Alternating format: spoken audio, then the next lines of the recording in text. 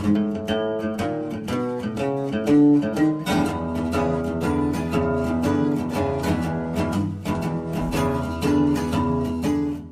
our second actor and author of the evening, we have Megan Smith. There you are. Megan has also been with us before in a Zoom room.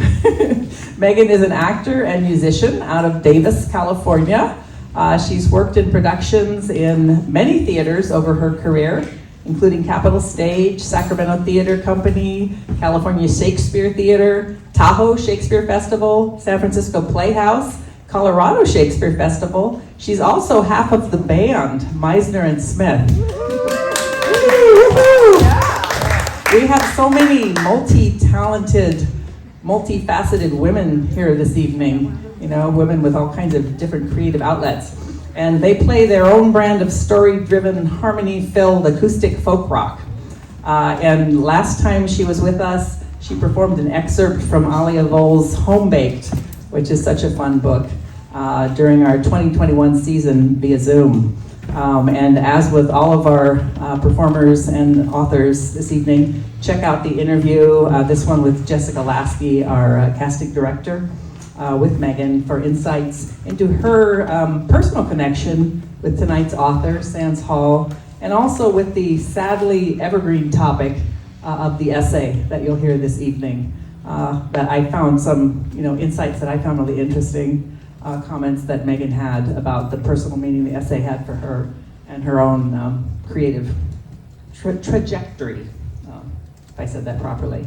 Author Sands Hall was also with us via Zoom 2 years ago with the book we have on sale here tonight, Reclaiming My Decade Lost in Scientology, a memoir which was named one of the top 10 books in religion and spirituality by Publishers Weekly, and also a finalist for the Northern California Book Award in creative nonfiction.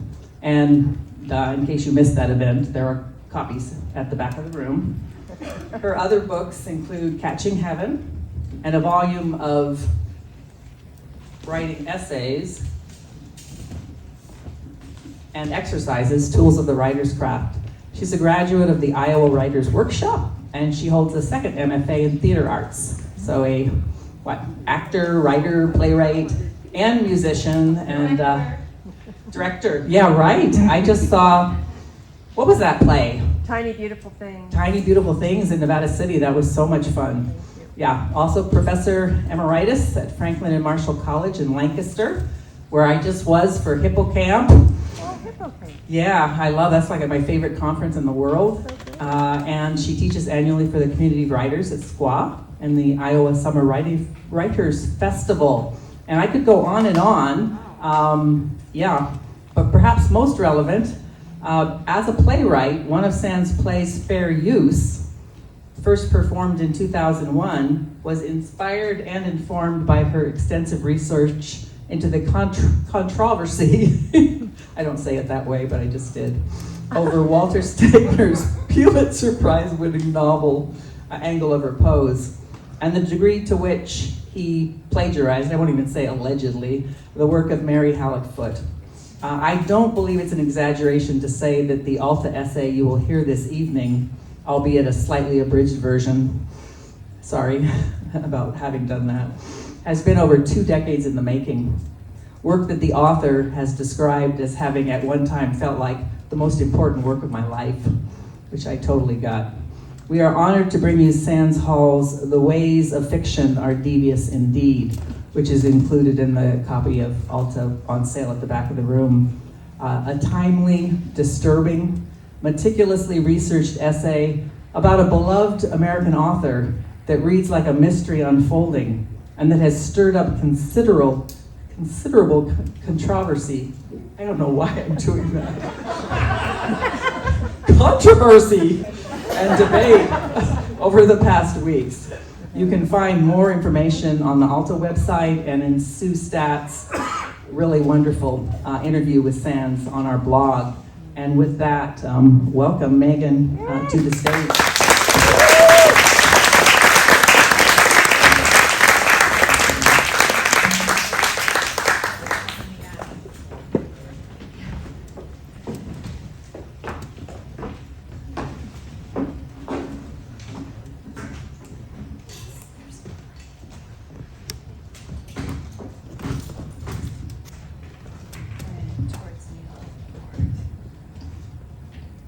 How's that?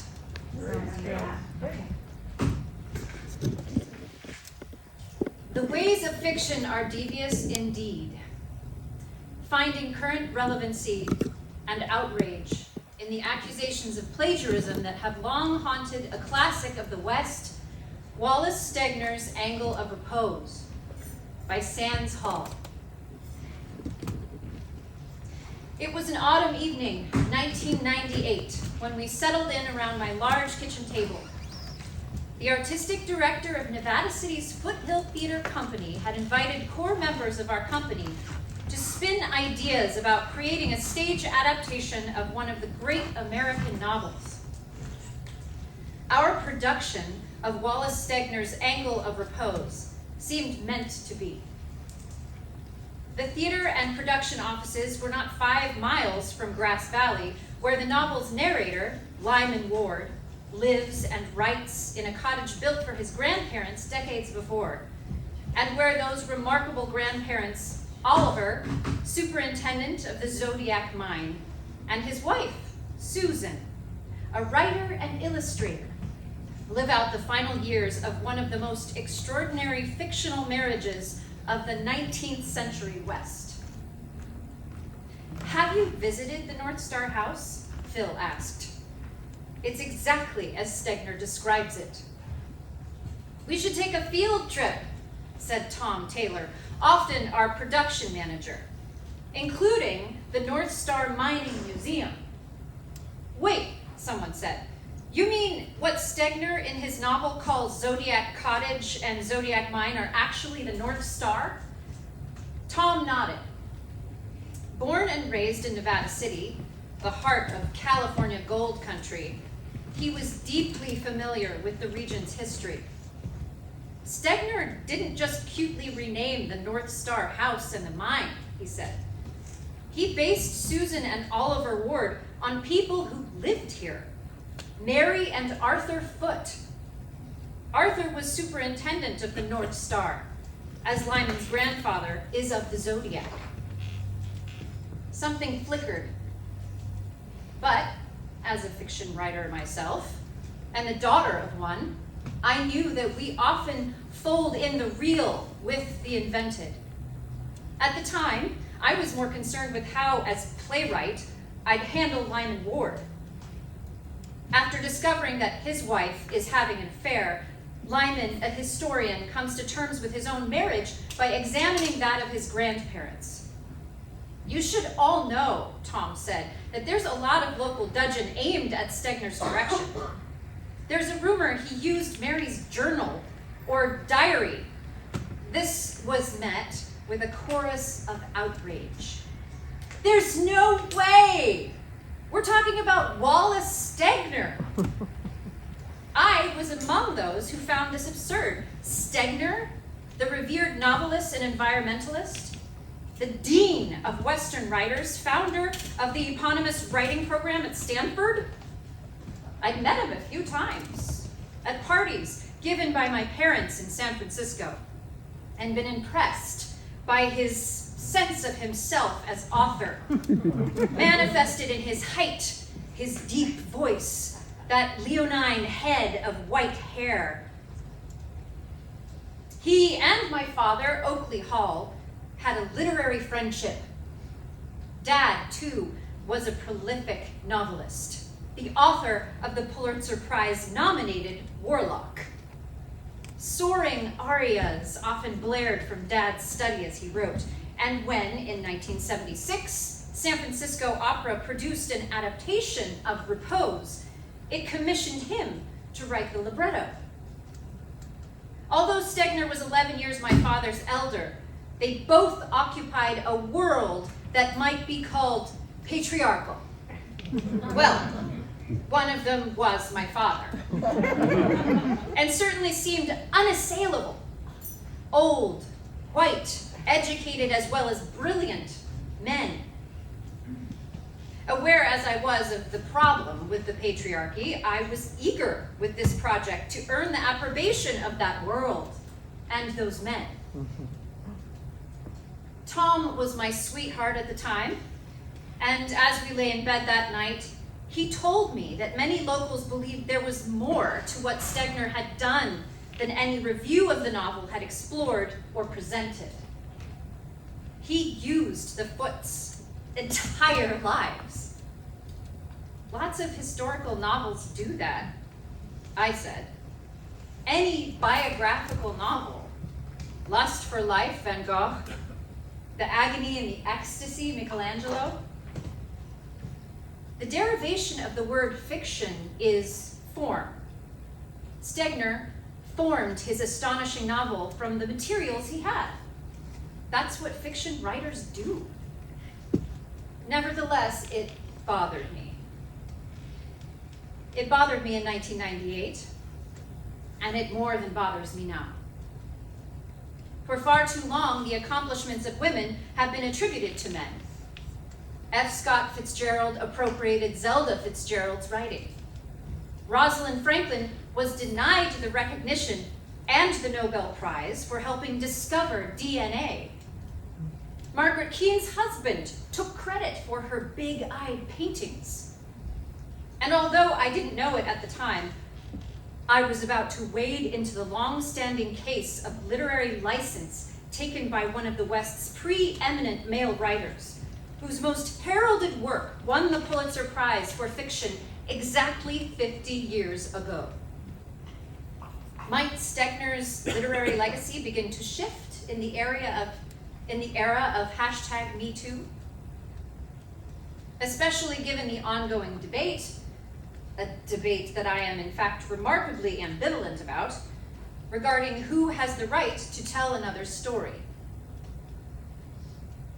But lying there beside Tom, plotting how to successfully bring Angle of Repose to the stage, I brushed away the idea that Stegner might be one of those men who'd arrogate a woman's work as his own. How could that be the case with the characters who dominate his novel?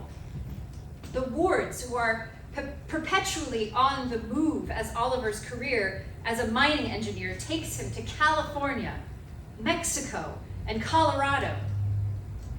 They hang out with historical luminaries like geologist Clarence King and author Helen Hunt Jackson. Not to mention that tragic, awful decade in Boise, Idaho, as Oliver tries and fails to bring water to arid lands. Of course, Stegner had invented those extraordinary lives and those bold, courageous characters. All that couldn't possibly be real. 2.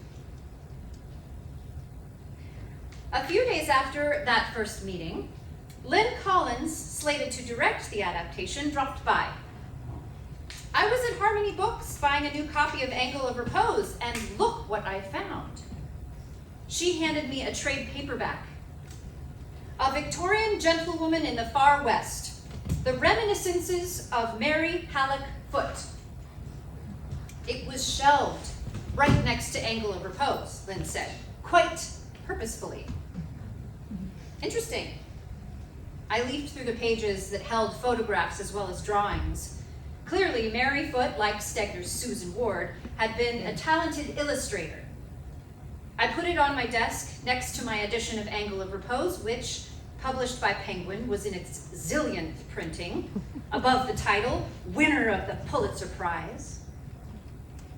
Late that afternoon, feeling dutiful, I sagged into an armchair and opened Reminiscences. To Book 1, Quaker Beginnings. I was immediately struck by Foote's writing. There were dark winter mornings when we woke as it were in the night. She writes of being a child during an upstate New York winter. In a room where an airtight stove blared away with the draft open, panting and reddening on its legless feet. Her writing was bright and joyous and beautifully detailed. But within a dozen pages, for other reasons, I was sitting up straight, spine tingling. Mary Halleck Foote and Susan Burling Ward had far too much in common. Both were raised as Quakers in Milton, New York. Both attended Manhattan's Cooper Union School of Design for Women in 1864. Both began their careers as illustrators, contributing to books by Henry Wadsworth Longfellow and Nathaniel Hawthorne. Both married brilliant mining engineers, one named Arthur, the other Oliver. During their time at the New Almaden mine in California, Mary/Susan wrote vivid letters to their dear friends Helena/Augusta, whose husbands, editors of the Century magazine, asked to publish their correspondence, thus launching Mary/Susan's careers as in writing. They went on to publish novels, story collections, and essays. Eventually, both women, each with 3 children, spent an achingly difficult year outside Boise as their husbands pursued their vision of a vast irrigation system called the Big Ditch. More disturbingly, I kept reading phrases and descriptions that felt familiar. And then, on page 97, I came across this passage. And then Helena dawned on my 19th year like a rose-pink winter sunrise. In the bare halls of Cooper, sweet and cold after her walk up from the ferry. Across the city we came together, and across the world in some respects. Her sharings in books and friends were the stored honey of my girlhood. Salt is added to dried rose leaves, with the perfume and spices when we store them away in covered jars. The summers of our past. The hair stirring on my arms, I reached for the novel. There it was. Page 33, yes. And then Augusta dawned on my 19th year, sweet and cold from her walk up to from the ferry. The passage carries on for an entire page with negligible alteration. I'd assumed Stegner had come up with that elegant time-specific metaphor. The bitterness of salt and the beauty of roses in making potpourri. But clearly it was Foote's. I looked for an acknowledgement from Stegner, an end note, and found an author's note. My thanks to J.M. and her sister for the loan of their ancestors. Though I have used many details of their lives and characters, I have not hesitated to warp both personalities and events to fictional needs. This is a novel which utilizes selected facts from their real lives. It is in no sense a family history. Selected facts? And who is J.M.? Scene after scene, drawn directly from reminiscences, shows up in Repose, as do many lengthy verbatim quotes. Troublingly, even as Stegner uses Foote's descriptions and insights, he subtly yet thoroughly denigrates her character. While Foote in her writings emerges as lively and game, eager to engage with wherever her husband's engineering interests and career might take them, Lyman Ward hints, leeringly, that his grandmother is more in love with Augusta than Oliver. Susan finds endless fault with her husband and the cross-country traipsing intrinsic to the life of a mining engineer. Stegner, an ardent scholar of the West, gives that historical expertise to his narrator Lyman. It's a clever literary sleight of hand, as it's Lyman who creates scenes based on and uses entire passages lifted from his grandmother's unpublished reminiscences. And I could not help but notice that Lyman quotes also extensively from the letters Susan writes to Augusta. Surely Stegner had written those. Again, I turn to Tom, who with his 50-year knowledge of the community put me in touch with Tyler Michelot, the widower of one of Foote's granddaughters, Janet, the J.M. of Stegner's author's note. Tyler was delighted that I was looking into an issue that had infuriated the Foote family for decades. He offered folders of documents, including letters from Stegner to Janet. He also informed me that a great number of the Foote family papers, including Mary's letters to Helena, lent to a student of Stegner's and never returned, were now stored at the Cecil H. Green Library at Stanford University. Galvanized, I raced to Palo Alto. 3. Stegner appears to have become aware of Mary Halleck Foote's writing in the late 1940s. By the end of the next decade, he is teaching her stories at Stanford. One of Stegner's graduate students, George McMurray, interested in pursuing a dissertation on MHF, as she is known, tracks down her descendants in Grass Valley. In a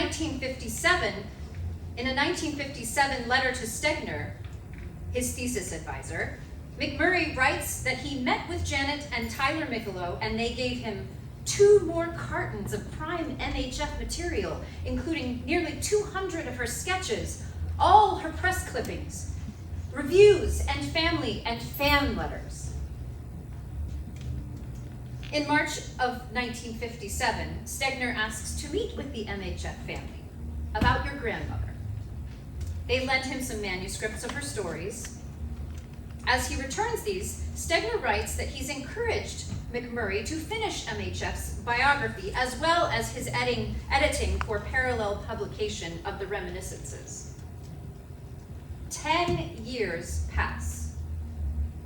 In August 1967, Stegner writes to the Michelots that McMurray has gotten pretty old, and the biography isn't going to happen. He has given me his typescripts of the letters, however, and I have been reading them, and I see why the letters excited him. While Stegner isn't interested in writing a biography of MHF, he can see that out of their so typical and so comprehensive life, he might work out the outlines of a big Western novel of a kind he has not yet seen written. He continues. Since it would involve no recognizable characterizations and no quotations direct from the letters, I assume this sort of book is more or less open to me. In a PS, he asks, "Do you know the location of your grandmother's reminiscences?" That October, he thanks Janet for sending the reminiscences. "Quite a book, really," he writes, "and quite a life. I'm all the more persuaded that it ought to be worked into something, and I'm all the more eager to try to do it." Then, silence. Meanwhile, James D. Haig, the grandson of Arthur's brother-in-law, encourages the Huntington Library Press to publish MHF's reminiscences, which it enthusiastically agrees to do. And in March 1970, Janet receives a slightly panicky letter from Stegner. "Probably you thought I was dead, paralyzed, struck dumb, or otherwise incapacitated. I am none of those. I am only slow as a sinful conscience.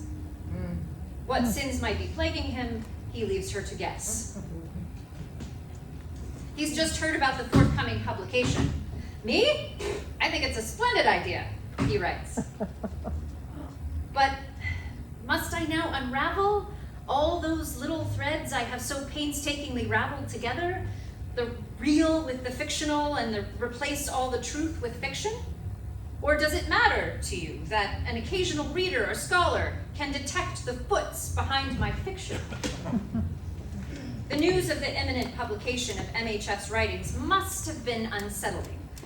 As long as there was no copyright, Stegner was within his legal rights to borrow from them freely. Above all, though, to unravel all those little threads would have destroyed the novel.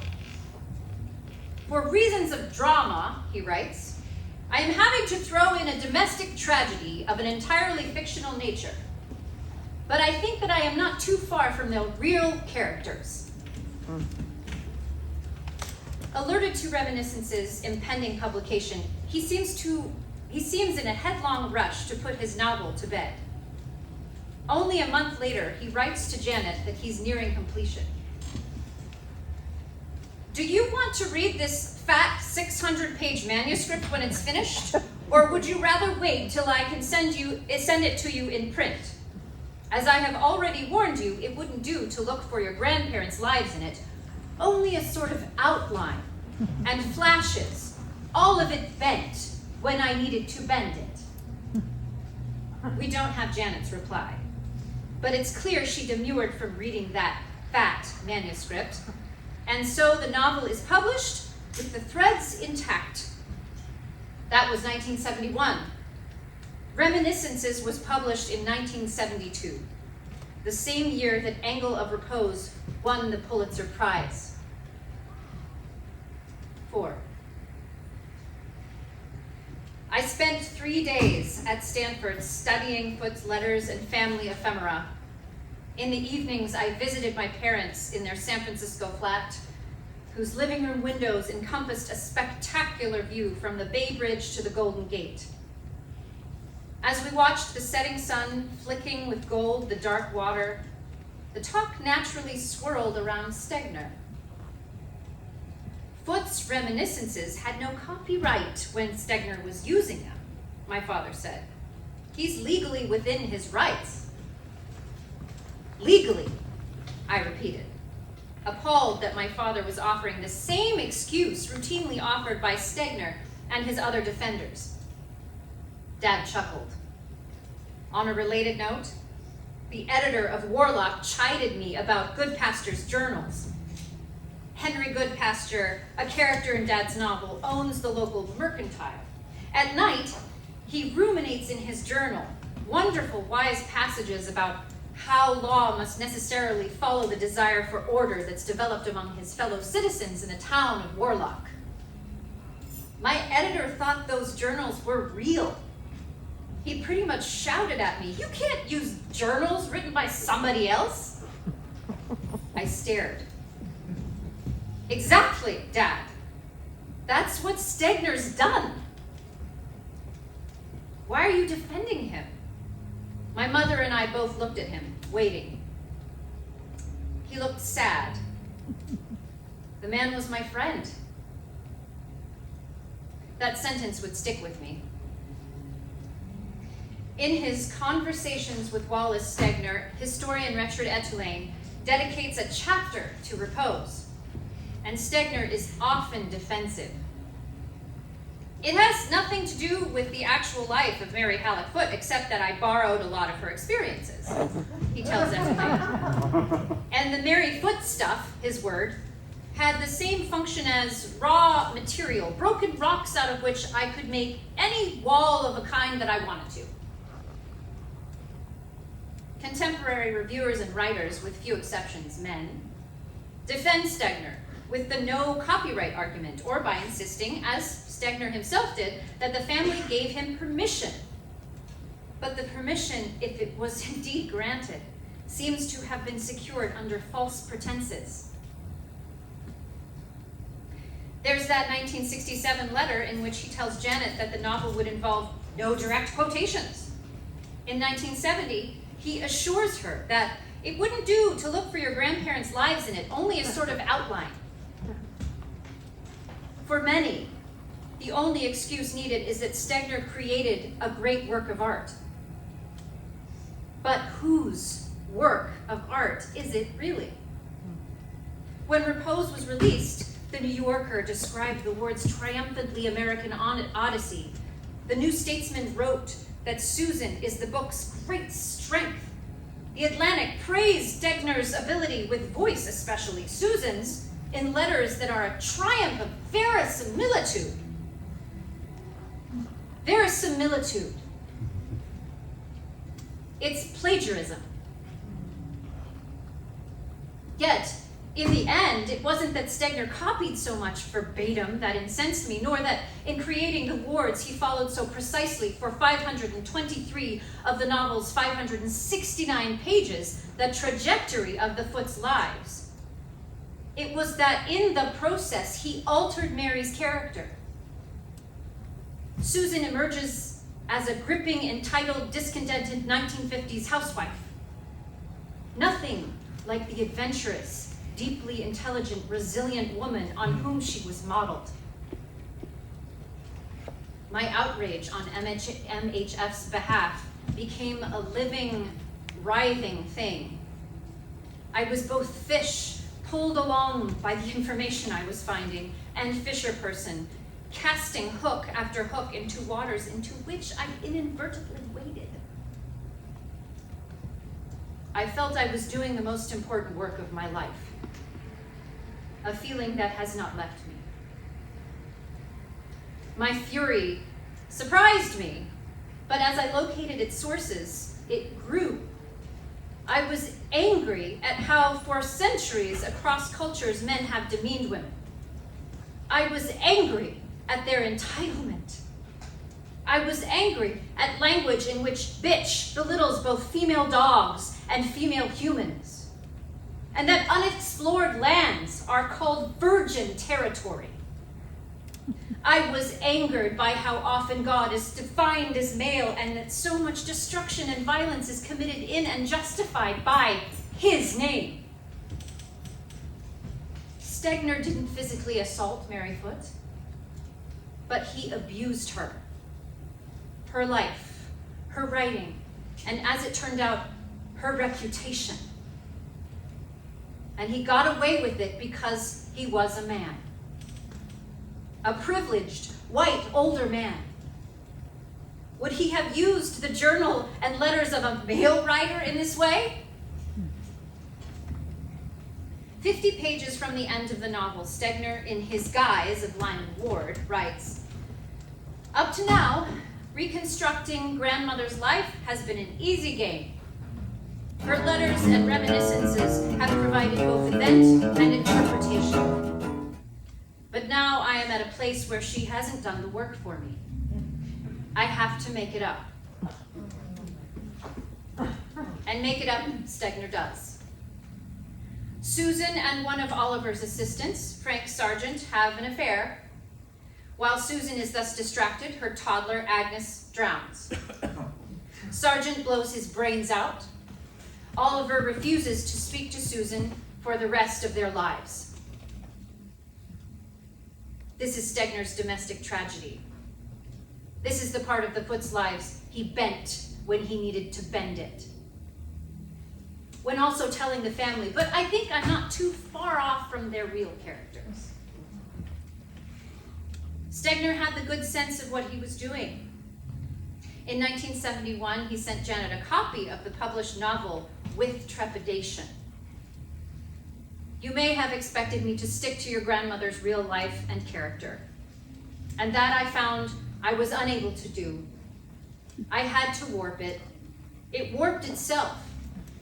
In fact, I make your grandmother bolster with her authentic letters the false portrait I am painting of her.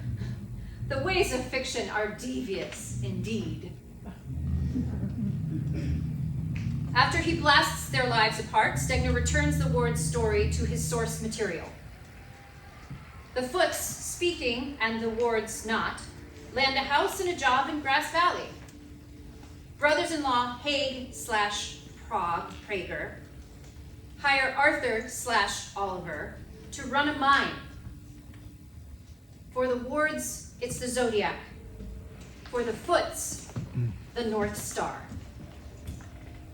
In 1971, when Repose was published, many recognized the arc of the Foots' lives. The couple's daughter, Agnes, the only Foot family name Stegner did not change, had also died young, at 18, of pneumonia.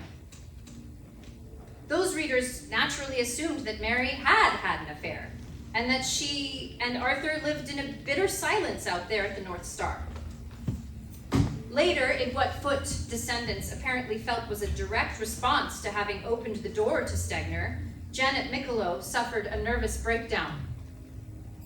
Her nephew, Bob, who struggled with mental illness but for years worked as a docent at the North Star Mining Museum, commandeering the attention of anyone who visited with the story of the vast disservice done to his great-grandparents, died by suicide.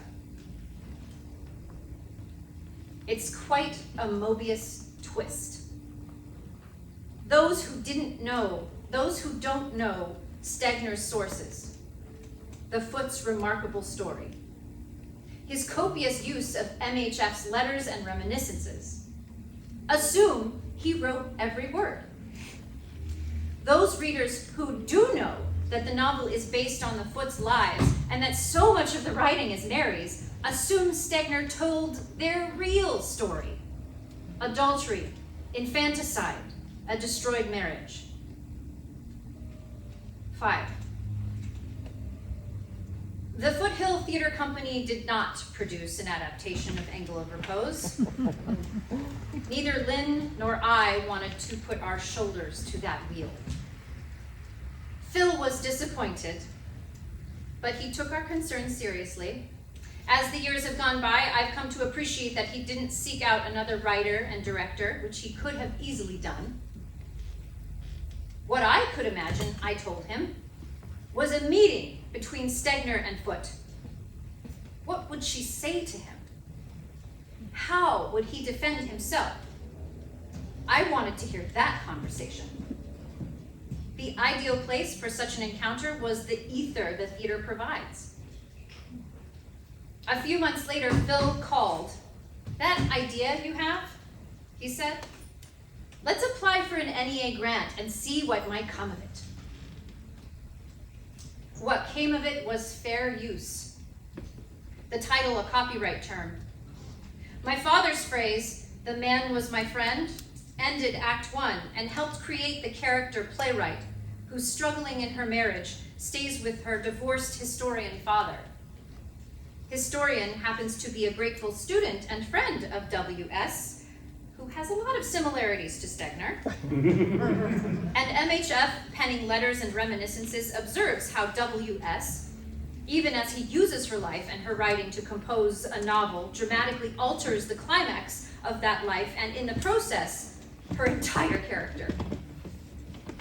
2 actors play Mary/Susan and Arthur/Oliver, turning on an often comedic dime to deliver those differences. Fair Use premiered in 2001. Opening night, a few minutes into the play, a man in the audience blurted, "Oh my God, he really did it." Stegner really did. But when there's rape and murder and climate change and voter suppression, a certain "so what" factor can emerge around plagiarism. It's what he did to Mary's life that fascinates and appalls. In choosing to climax the story of the Wards in a romantic tryst gone wrong, terribly wrong, Stegner not only warped the Foote story, he missed the opportunity to unfold the remarkable final act of their lives.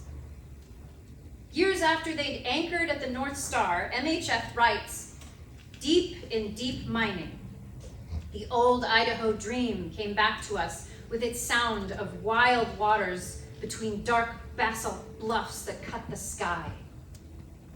Arthur's assistant, Wiley, still in Idaho, had sent them a news clipping. A quarter of a century ago, Arthur Foote saw where water could be diverted.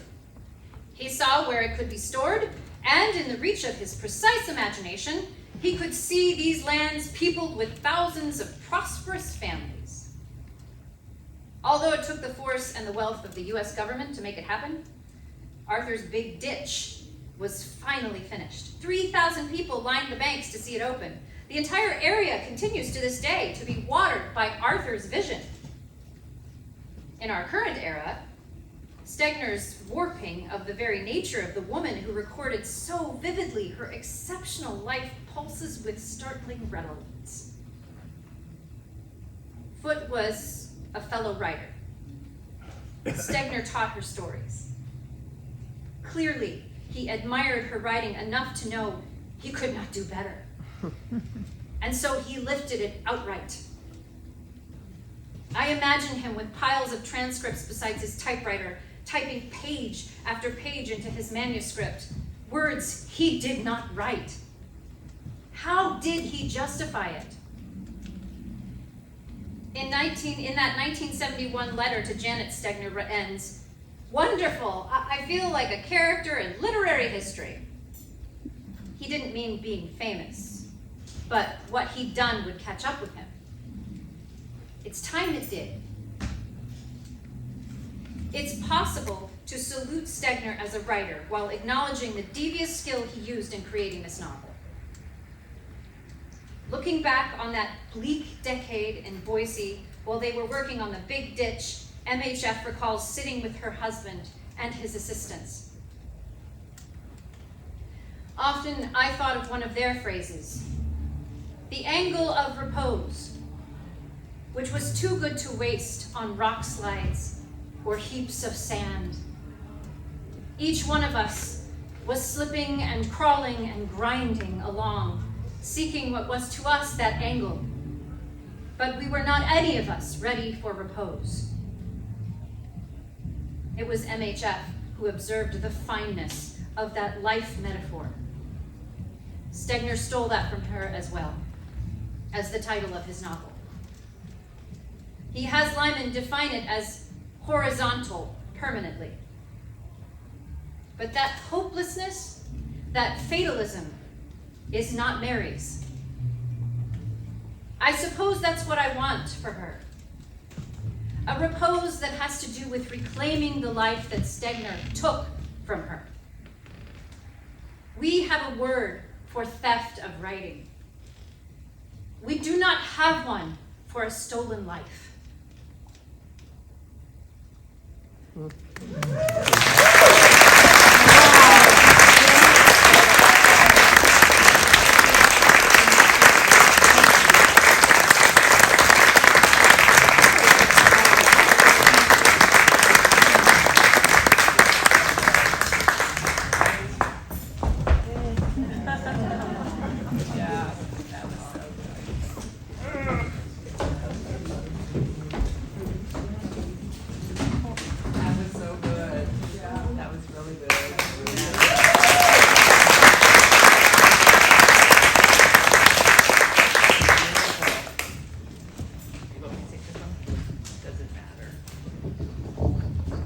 Is that on?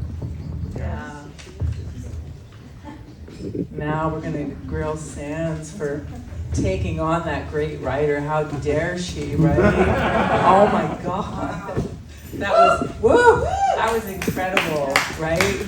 Megan, thank you, for I'm just tearing up because Yeah. you could just feel with your beautiful presentation of these words, just the audience's grip. It was just beautiful work. Thank you.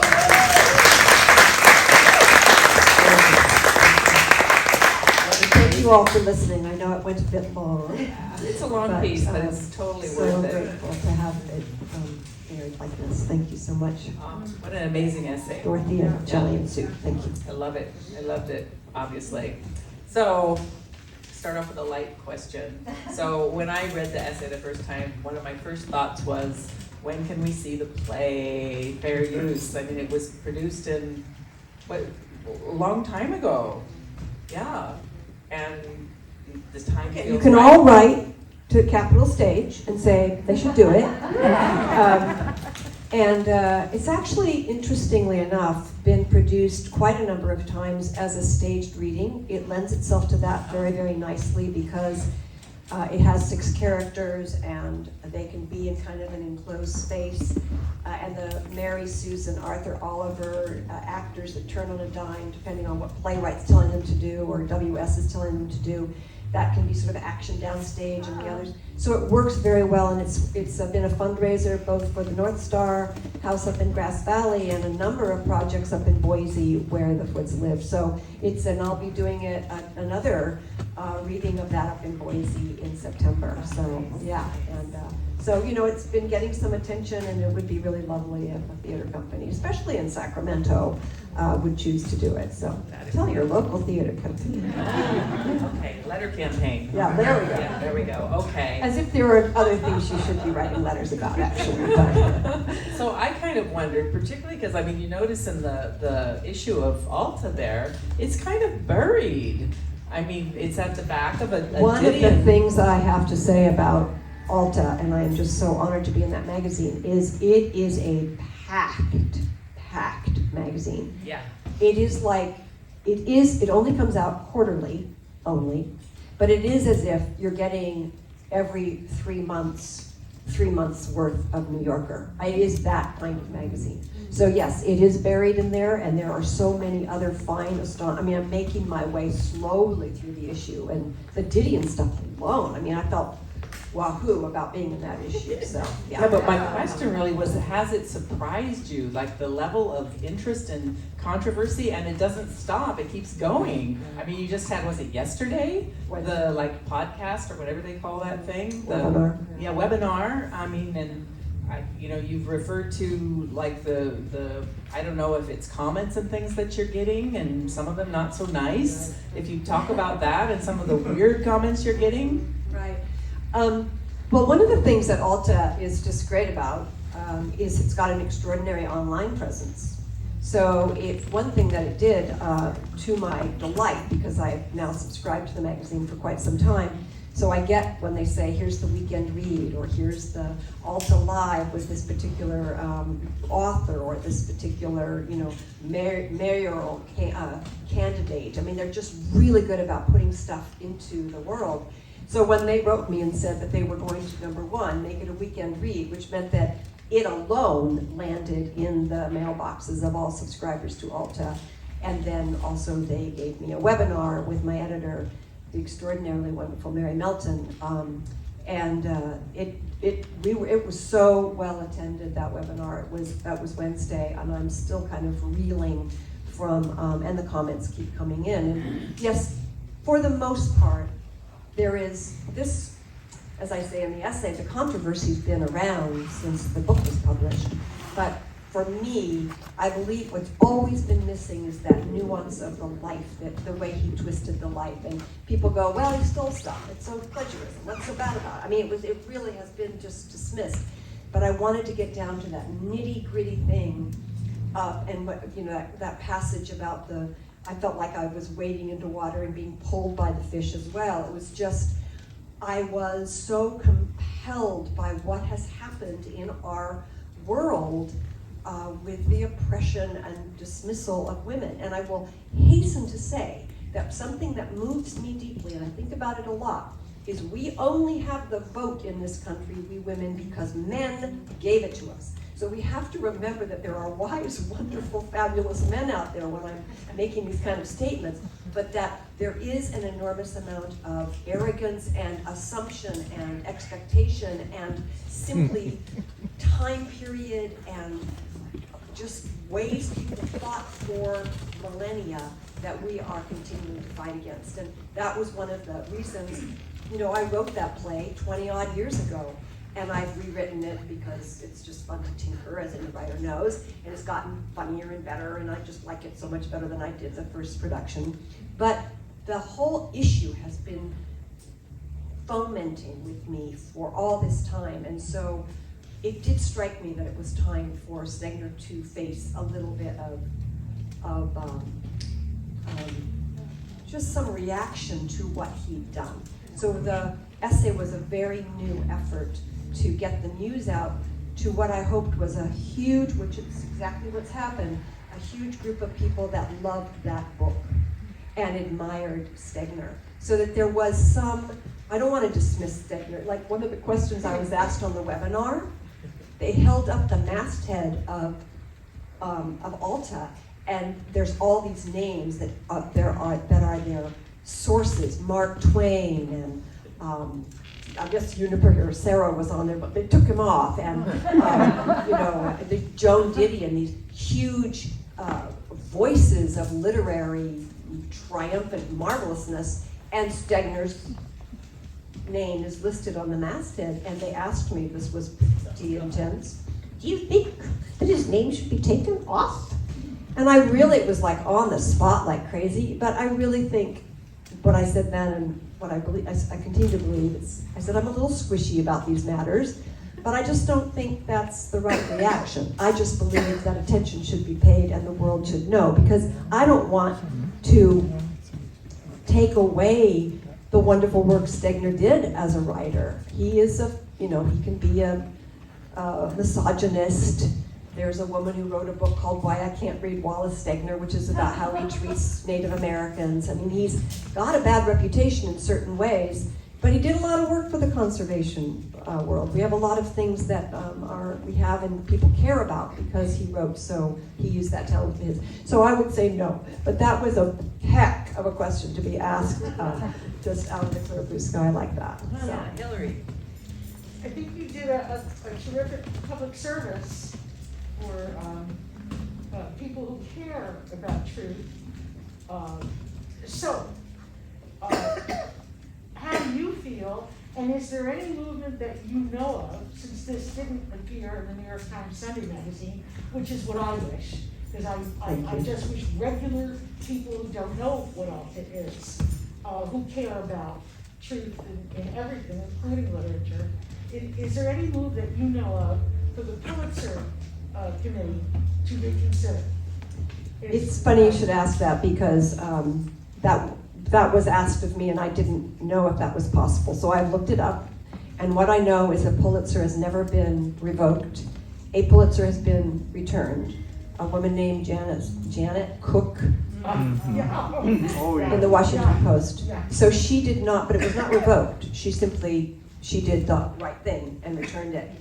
And I think that would be a pretty intense act to effect, is to actually take a Pulitzer away. But I just think it's great that conversations are taking place. And I will say I was given I received an email and had a long conversation with a woman who was actually writing about this for the New Yorker. I mean, I'm a little bit like, yeah. I think it's great that's being written about it. She said, your essay has completely opened up stuff and I'll be sure to, blah, blah, blah. So we'll see.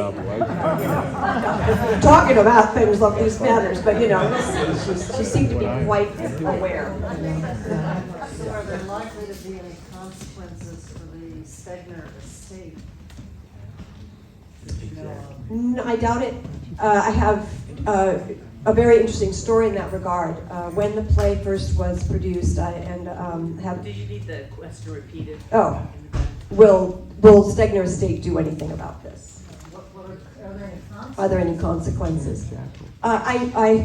If anything, like when my internet went out right before the webinar, several people said that was the Stegner Estate. So it's a joke. It's totally a joke.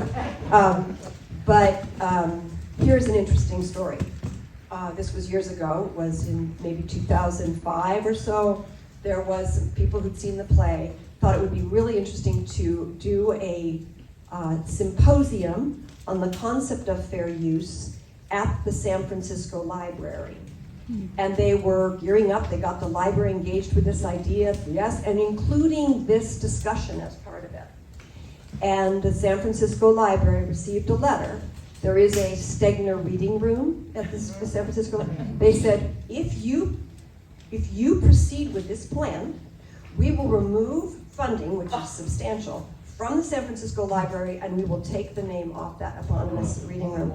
So we just stop things dead in that regard. But and I think what's interesting, I pitched the play to a guy near Stanford, an artistic director, and he wrote to me, again, this is 15 years ago, said, I was a grateful student of Stegner's in the 80s, and no matter what his sins were, I remember this quote so clearly. Whatever his sins were, I will not be party to besmirching his name. Yeah. So his power is mighty, and I think one of the reasons I wanted to write the essay now is it feels like it's time. It's like people are actually, I had so many letters saying, I did not want to read this. I heard from friends this was out there, and I didn't want to read it because Engel proposes, and Stegner is one of my, so I got lots of that, but thank you.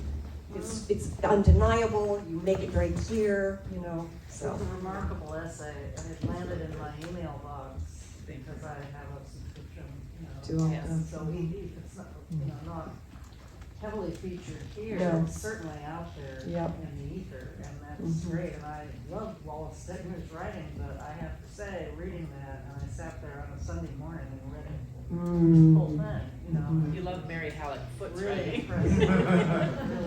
Thank you. Thank you very much. Question, there was a question back there and then one here. Yeah, I was fortunate enough to see the play when it came out. I Oh, was very surprised that it didn't get more attention. Mhm. And one of the things I remembered I was hoping you could talk to the audience a bit about is, I had the hair on my arm stood up, the way you had it, the blind man who read and then Mary Howard Foot read. And I was hoping you could share that with the audience, and assuming you kept that part as you. Do you mean the staging itself? Or Yeah, where they're actually reading together and you're able to. Yes, well, thank you. How the play begins actually is a playwright who's sort of down here, and historian's over in his wingback chair over here. He's like studying. He's going to give a lecture, which it turns out is going to be on Stegner, which she doesn't know yet. And she's working on something. And the actors at that point are sitting in the back. They're not entering yet. And behind playwright is MHF working at a kind of Victorian desk with a pen and ink, which is what she would have been writing with. And on the other side of the stage is WS, who has some similarities to Wallace Stegner. And he's working at a good old-fashioned Royal typewriter. Makes a lot of noise, and the rhythm, the actor really got that rhythm down, which was very important. So you have, one thing I loved was laptop, pen and ink, typewriter, so that those things were happening. And so I had playwright begin to read from the reminiscences. Then you hear Mary Halleck Foote reading it with the playwright, because it's her words. She dips and begins to write and also talk. So now playwright and Mary Halleck Foote are speaking together, and then with a rattle of keys, WS begins to read the exact same words. So there's this chorus of stuff. And then it changes when Stegner looks off and goes, who were they? This was my grandmother, my grandmother, Susan Ward. And Mary Halleck Foote goes, I didn't have any grandsons, I only had granddaughters.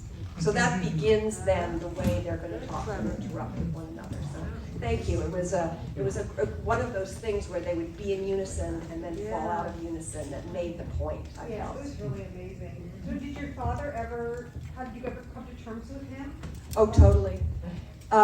It's in the original part of the essay. We just took it out. But one of the things I so appreciated about Dad in that comment of the man was my friend was when I got up the next morning, he had a pile of books for me about Stegner, about the Richard Etulain, I quote from, all of that. He handed them to me, and he was hugely supportive of the effort that I was making. And he did come see the play, and there was a lot of pithy lines are given to historian that were things my dad would say, and also to WS. WS gets to say a bunch of cool things about writing and come on, tension, plot, because that's, and so that were very much got to channel my father through that, and he was totally thrilled and proud and pleased with what got onto the stage. It was so much more than even, like, it was just so much pride and delight. And people said to me, do you have, the conversations that playwright has with her dad, do you talk to your dad like that? And I said, all the time. And a lot of people were very touched by that there would be these deep-seated conversations about, issues of fair use and plagiarism with your dad. So. There's a lot about how supportive her father was in the interview that Sue did with Ben on our blog as well. Maybe time for one final question, and you had your hand up in the back. Yeah, the question of consequences really bothers me, and I was wondering if the issue of the family suing the publisher had ever come to anybody's So mind. sweet, that question. They were Quakers, and they just did not resort to that. In fact, one of the daughters said to me that she thought of the Foots, she called themselves the feckless Foots, that they just didn't have that kind of energy for that kind of battle. There was one of the sisters, Marion. Janet was always, I guess, a bit fragile, and Marion was more, and Janet did not clear all of this sharing with Stegner with the rest of the family. She just assumed that they'd be happy with it. So I have seen some letters that were not sent, alas, that Marion Conway, another granddaughter, wrote to the library at Stanford saying, this is so wrong, and you've got the Mary Halleck. Huge irony, so many tales. McMurray's estate, the grad student, had all of Mary Halleck Foote's letters and donated those or gave them, sold them to Stanford, and he was paid. His estate was paid for those Mary Halleck Foote letters. So there's so many things on things like this. But the bottom line, the family was that's why they were so pleased when I began to, and I think it touches me so much that both Evelyn and Janet's husband Tyler, they died within a year. They were getting up there, but it's not like the plague killed them. I don't want to make sense of that. But I think there was a satisfaction in seeing that something was being done to really say it's not just the plagiarism. It is how they shifted. Everybody's people who know it's the Footes think that's our ancestors. Can I say just one thing before we finish? Because a lot of this stuff is really, like you say, squishy. And it's hard to bring up. Yes. And the people who bring it up are the people who are punished. Yes. Not Stegner. Stegner doesn't get punished, but you do. Right. So I just want to thank Sam for having the courage to bring it up.